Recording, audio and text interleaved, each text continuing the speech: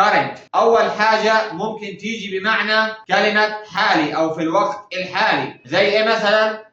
current situation الوضع الحالي، current job الوظيفة الحالية، current address العنوان الحالي، current account الحساب الجاري. تاني معنى لكلمة current يا شباب ممكن تيجي بمعنى تيار، سواء تيار كهربائي أو تيار مائي، زي مثلا the current is too strong التيار قوي جدا. the river has a strong current النهر به تيار قوي أو تيار الماء في النهر قوي جدا. current كمان يا شباب ممكن تيجي بمعنى اتجاه أو تيار فكري أو اجتماعي أو تيار سياسي أو اتجاه سياسي. a current of thought اتجاه فكري. a current of thought بمعنى اتجاه فكري. political currents تيارات سياسية أو توجهات سياسية. آخر حاجة يا شباب معانا برضو current ممكن تيجي بمعنى متداول أو رائج، زي ما نقول مثلا current practices الممارسات المتبعة حاليا. current terminology المصطلحات الحالية. التاسك بتاعنا يا شباب في الحلقة قدامكم 4 جمل بالعربي، اكتبوا لي الترجمة بتاعتهم بالانجليش، تمام؟